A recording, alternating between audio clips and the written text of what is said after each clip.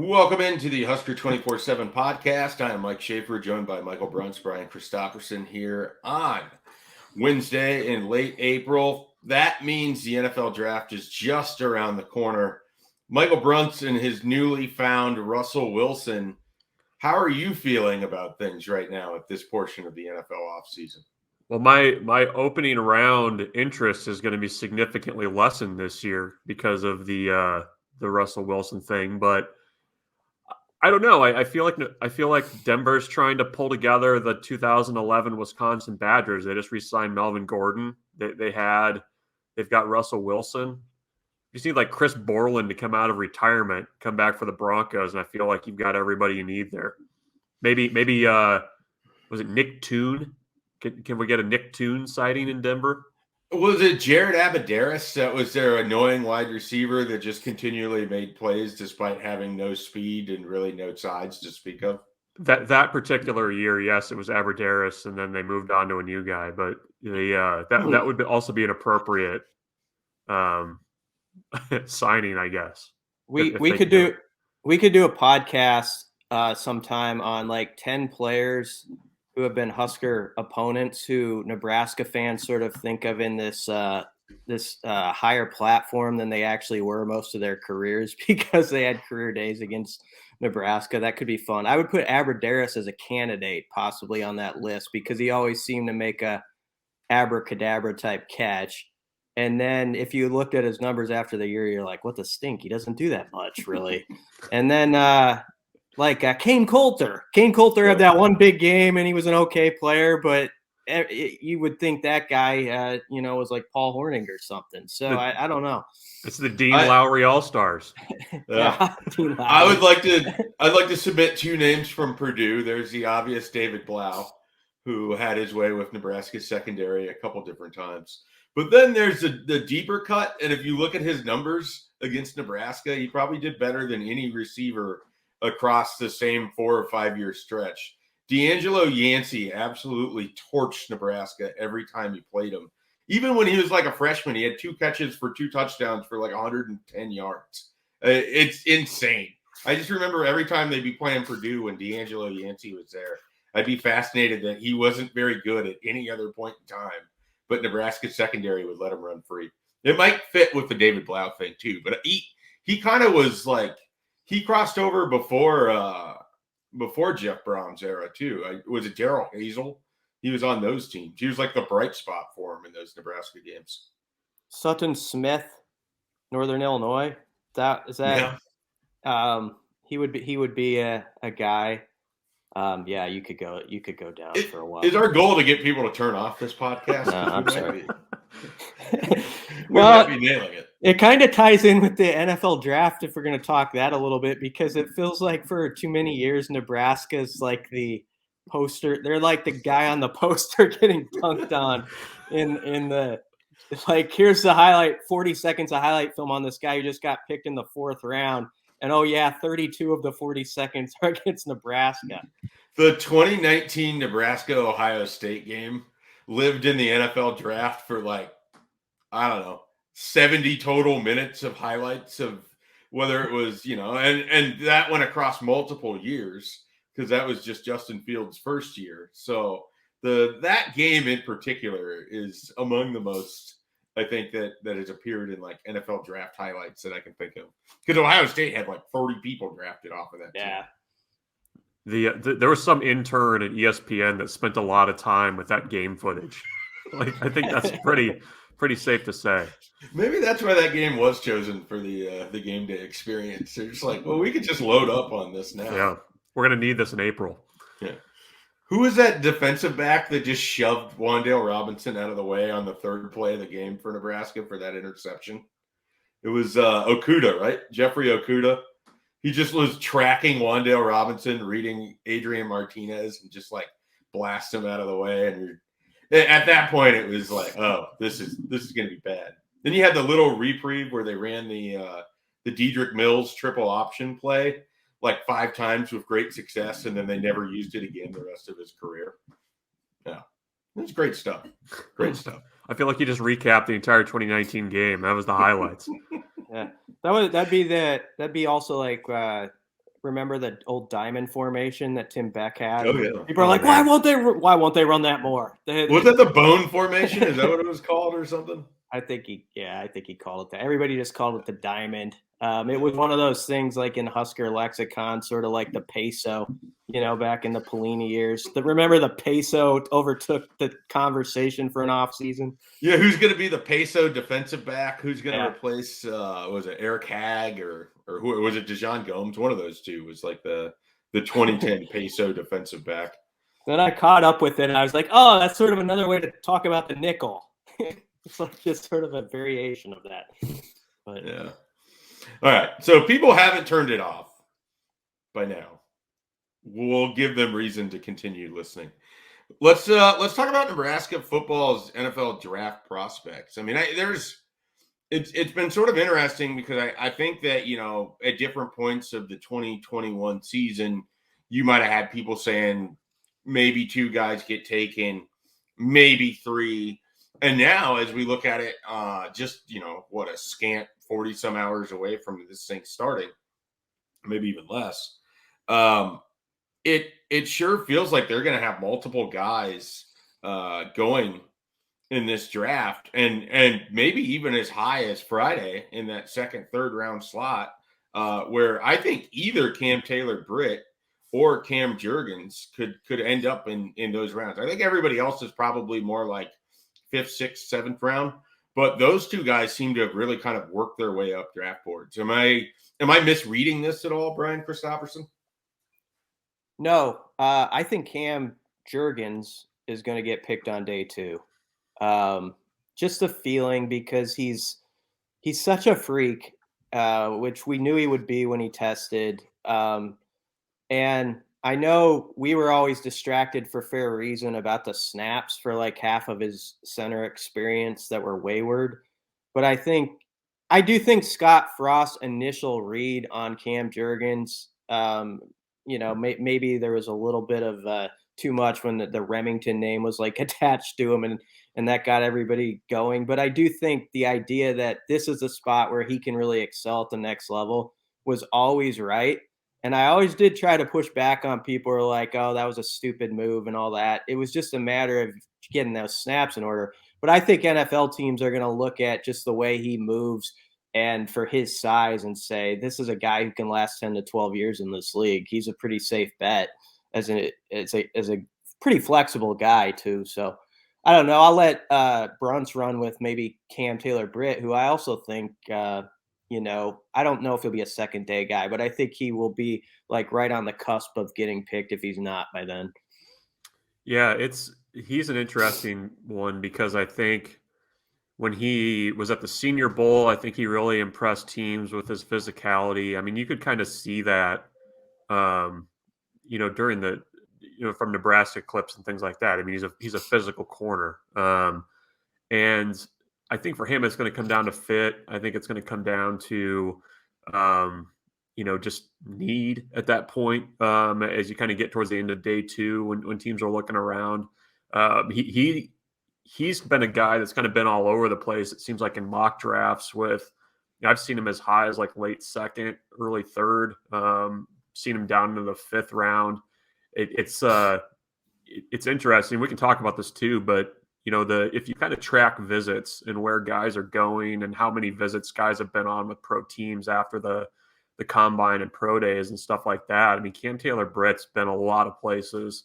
And another guy that we can talk about later too, Samori Toure, he's also made the rounds for a guy that, I think many kind of saw as maybe like a late 3rd day undrafted free agent type guy. I think there's some intrigue about him too. So I think with Cam, it really is just going to be, matching the point in the draft with a team that really has the need for a corner. Because I think he's going to be a guy that I think is going to play and play pretty well in the league just based on his athleticism and the fact that he still is relatively new to that position too. I think there's still room for him to grow. Are either of you less than 100% confident that Nebraska will have 2 guys taken in the NFL draft over the next 3-4 days? I think they're going to have, I'll say 4. Yeah. I mean, so what I'm trying to get at is you're 100% confident that they'll have 2 taken. yeah. Are you 100% confident they'll have 3 taken? Yes. Yeah, I think so. The third being, we'll start with Michael Bruntz. JoJo Domann. And why?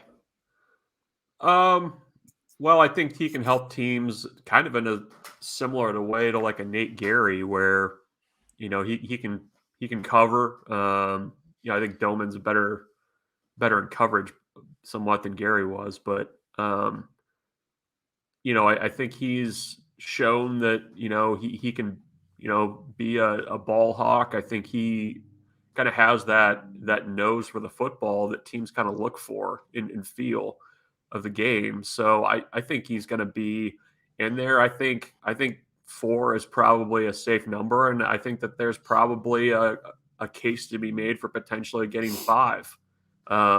So I would say that Domann is the one that I also feel really good about. I think too, when you start talking about like the All-Star games and stuff like that, I mean, if a guy's in the Senior Bowl, there's a pretty darn good chance that he's going to be picked. So I would lean to that being a pretty safe bet that Domann's going to go. Domann, your third as well, BC? Yeah, I don't know. I have a hard time placing which round JoJo's going to go, but he's just too versatile to go all 7 without getting picked. And then I sort of think Touré's the 4th. Okay. I don't know on Austin Allen could be too, but I don't know. I just don't have a good feel on Allen. I know like he didn't do well on the bench, but he knew that was going to happen with his long arms and stuff. And I have to think Austin Allen's a guy who, when he gets in front of teams and converses with them and they talk football, is going to impress the heck out of them.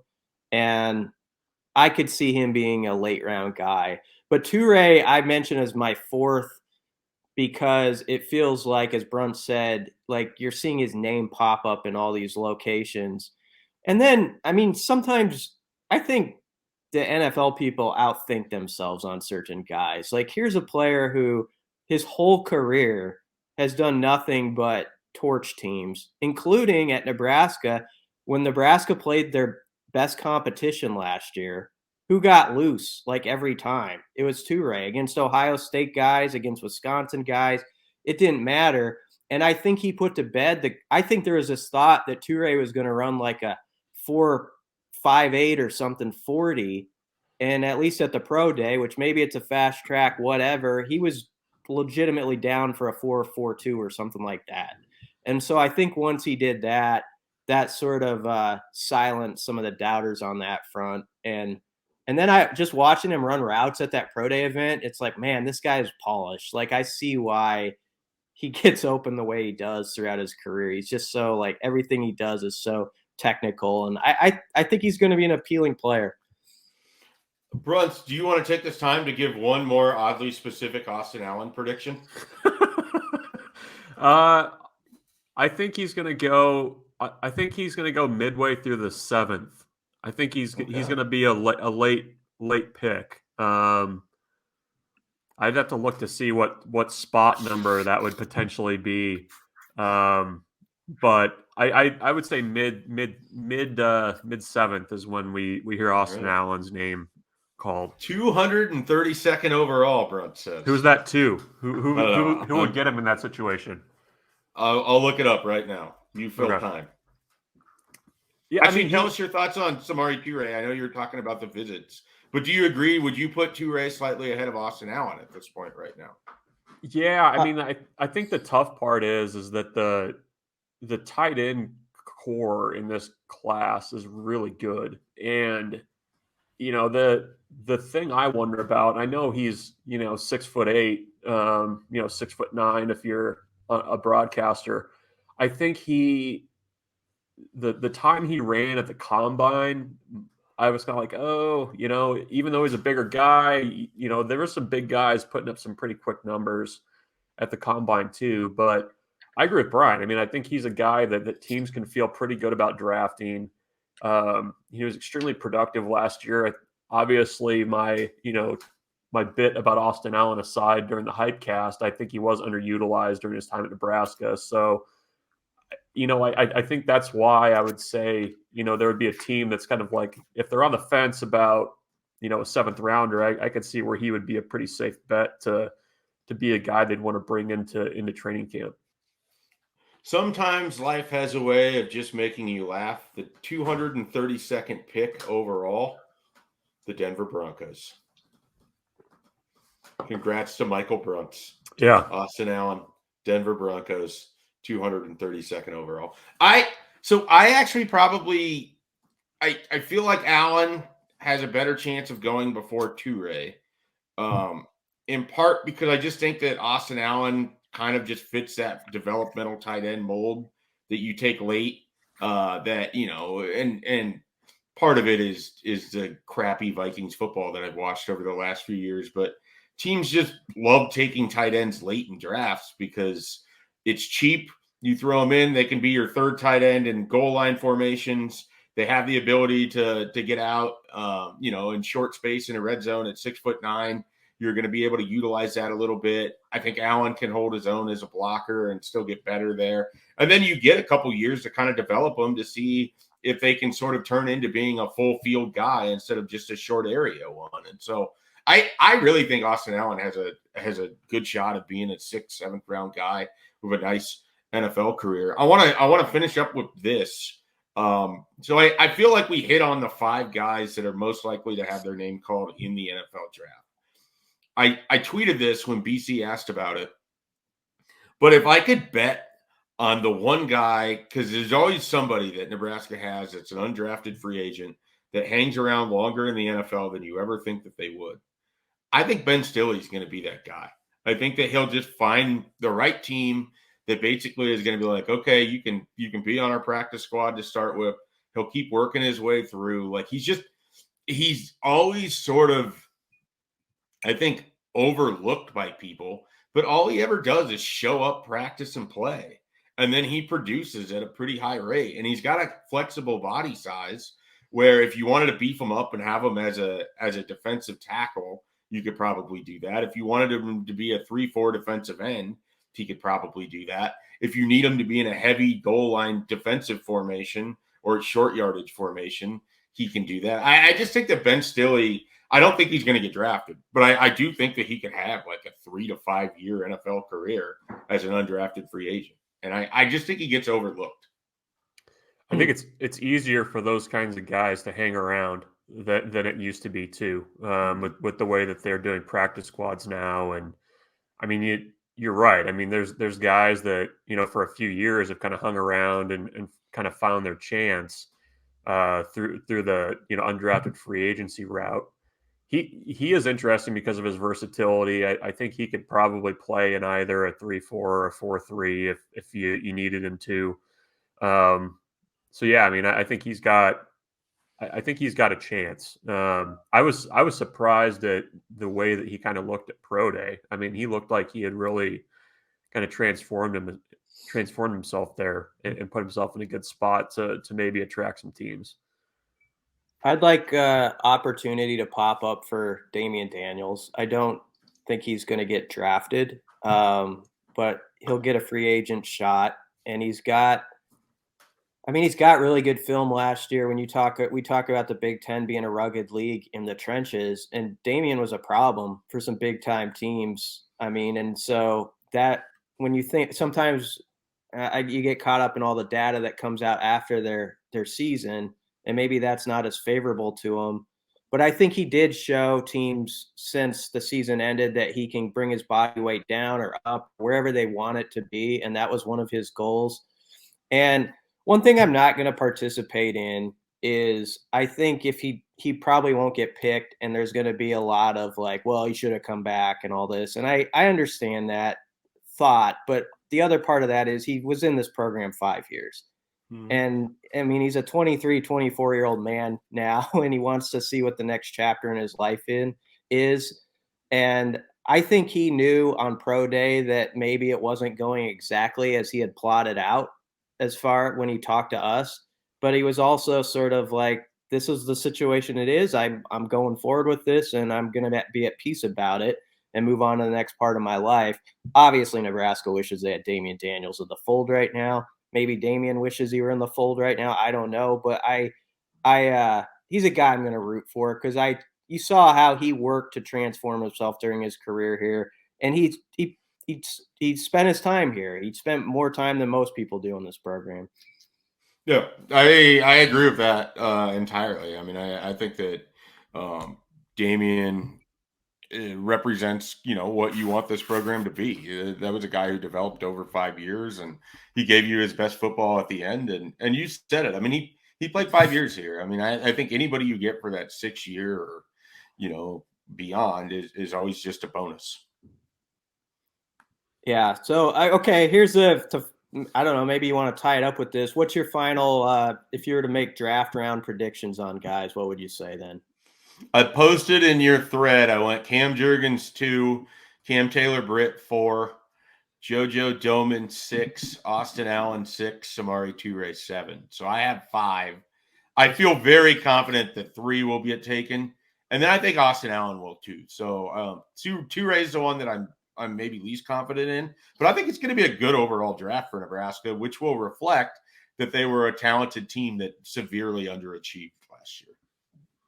I'll say Jurgens 2, Taylor-Britt late 3, Domann 5, Austin Allen picked 232 to the Denver Broncos.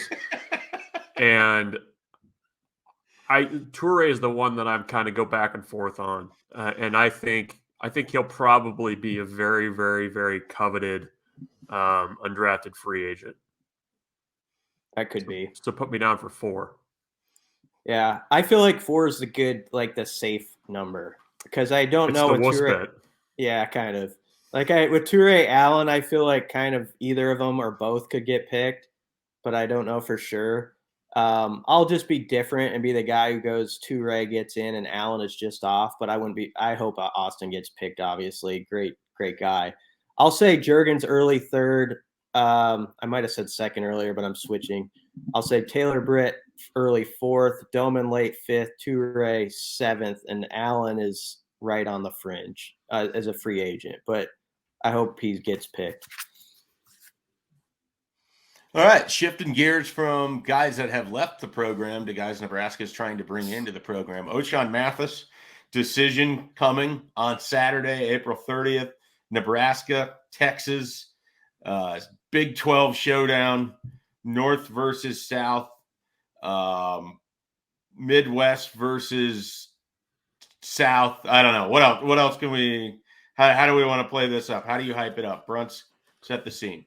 Well, I'm known for my hype, so I think I don't know. Was it old SEC, new SEC versus Big Ten? I don't know. No, okay. That doesn't really set the table. What's the name of the referee that put a second back on the clock? Who went to? No idea. Okay, he went on to the NFL and continued to. He actually didn't make the wrong call in that game. I whisper the Nebraska-Texas 09 game, but he just botched a lot of calls in the NFL. But that guy somehow should have blow the whistle before Ochaun Mathis announces, maybe. Well, if people hadn't turned the podcast off before, they certainly turned it off after BC gave his thought. Dan Beatty comes in and announces it. Yeah. Wow. It's just I wasn't prepared for that. What are we supposed to say though? Ochaun Mathis, where do you think he's going to go? Do you have a feeling? I have been pretty strong. We're fortunate with the network that we work in that I feel like a lot of guys are pretty tied in, and no one at Texas has ever gave any indication they think Ochaun Mathis is going anywhere but Texas. And maybe you think that's just outsized hubris of covering a program that is perceived to be miles above where Nebraska's at.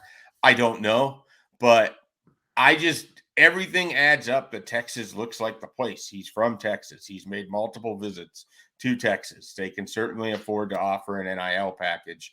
Gary Patterson's involvement. He knows a lot more people on that Texas team. I think he had a great Nebraska visit.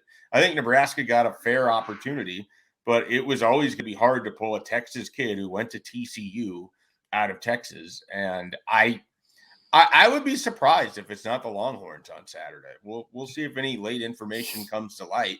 But right now on Wednesday, I'm in the same spot where I was 2 weeks ago and the same spot where I was about a month ago. And it just feels like this is still the Longhorns' one to lose. Do either of you have optimism about this with Ochaun Mathis at this point?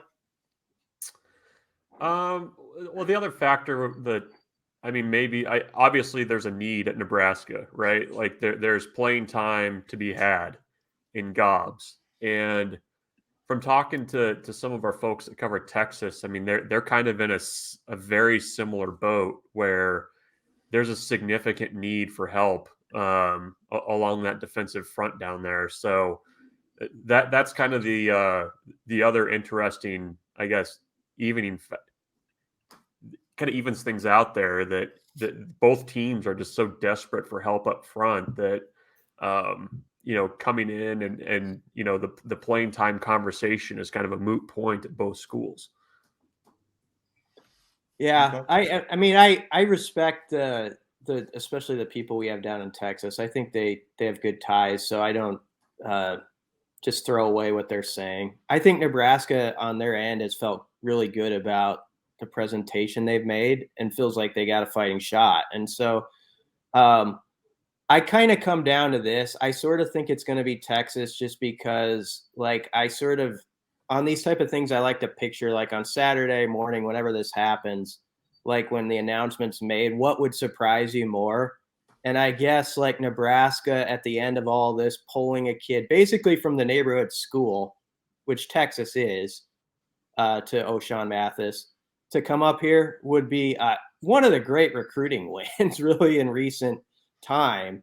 And so the magnitude of that, I don't think you can overplay. So that's why I would predict Texas if I had to bet my vehicles on it. But I'm not so sure about it. And the thing you never know is if a guy sort of wants to just get out of a spot and be somewhere different. Like sometimes the home factor is an advantage and sometimes it's not. And his mom has also said there's a lot of people yakking that they know this and that, and only we know. And I guess it comes down to if you think that's right or not. Okay. So Ochaun Mathis is one. Nebraska hosted Devin Drew over the weekend. We have not caught up with him for a full update, but indications are that it went well. Devin Drew from Iowa Western and Kansas City before that, then at Texas Tech, where he had 2 pretty successful years before moving on. I think that Devin Drew would be a good addition. I mean, if Nebraska pulled in both Ochaun Mathis and Devin Drew, that would be a nice haul for them, I think, to kind of go towards making people feel better about that defensive front. In addition to Devin Drew, there's another guy that Nebraska appears to be pursuing. Bruntz, what can you tell us about a defensive lineman from Canada who is transferring out of Florida? Yeah, Nebraska keeping a lot of irons in the fire. They're set to host Lamar Goods, who, as you said, is Canadian defensive tackle. Did a year at St. Thomas More in Connecticut, same school as Alante Brown, and then was at Florida. Kind of got discombobulated with the COVID year. I think he's needed a change of scenery, but kind of the bigger gap filling type defensive tackle, more along the lines of a Damian Daniels type. He's going to be visiting Nebraska officially on May 12th. He told me, I think Nebraska is kind of, the leader for him right now. They've obviously stressed, the need and the opportunity they have there. He's a little bit more of a guy that I think would probably be more developmental. Yeah, it's backfilling, right? Yeah. Like it's filling in where they kind of came up short on the defensive line the last couple of years. Right. But, a guy that's been through a, major college program knows what to expect. And, his dad was a 10-year starter in the CFL. So definitely, a kid that has some talent in his family tree. Cool. Continuing along the transfer portal rundown, we're going to switch sports to basketball. A little bit of a blow for Nebraska as they lost a recruiting battle to Kentucky, which is not something you say about Nebraska basketball a whole lot, but they were unable to walk away with, I believe it was Antonio Reeves from Illinois State. He visited both Nebraska and Kentucky. He released a top 5 yesterday, and then he committed to Kentucky on Wednesday. Bruntz, correct me if I'm wrong, Nebraska doesn't have any available spots currently for this cycle, right? If Trey McGowan's and Lat Mayen were to come back, aren't they already won over? Well, yeah, Lat Mayen, we don't know anything, but all indications are that he's probably not going to be back next year. Trey McGowan's name popped up officially on the early entrance to the NBA draft this morning. Not a surprise there either. He hadn't really said a ton publicly about that. He's going to explore that draft process, but that's kind of where Nebraska's at right now. And it's interesting, though, the timing of things, because you have more guys entering the portal now. With Trey, you're probably not going to have a decision made for a little while. I think they know what Lat's decision is going to be. So I think that's why you're seeing the pursuit of additional guys out of the transfer portal. But I think for what Nebraska's needs are, I think they need a wing that can score. I think that's probably what the remaining big box to check is. Brian, what do you? Yeah, I meant to actually throw this question to Brian. You're fine. But that's kind of where they're at right now. They're still combing the portal like everybody else is. Yeah, I think you want to always play from ahead.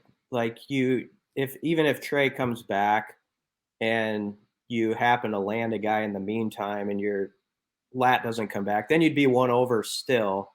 And you deal with that. I mean, this is modern college athletics. Someone would have to move along. There'd be some conversations and on you go. But I think what you don't want to do is have both Trey and Lat move, which is a real possibility. And then you haven't been doing anything or building any relationships or networking at all in the portal, and you're one down going into this season. So I totally understand why they're doing this. And they also know more than we know about certain guys. I think Bruntz is exactly right on Lat. I don't expect him to return. And Trey's a little bit more of a mystery to me. And, I understand what Trey's doing too. I always, when people see like NBA draft candidate lists and they see like Trey McGowan's attached to it, sometimes there's some snark and people got to step back, be like, there's a lot of ways to earn money playing basketball. And it's just really seeing, like, what's your evaluation? Like, where could you go if it's not the NBA, where you could make money? And maybe that's the next step at this point in his life. He's like 23 years old too. So I just think Nebraska's playing ahead on this. And if you could have got Antonio Reeves, the guy who's averaging 20, 21 points a game at Illinois State, I mean, that would have you make room however you got to make room for a guy like that. Same with Shireman out of, the Aurora native, but everybody wants him, and that's going to be a tough. That one. He might be the most sought after player in transfer portal basketball history. I mean, it was stunning. I heard pretty quickly on, what was that? Was that Monday afternoon that he entered the portal?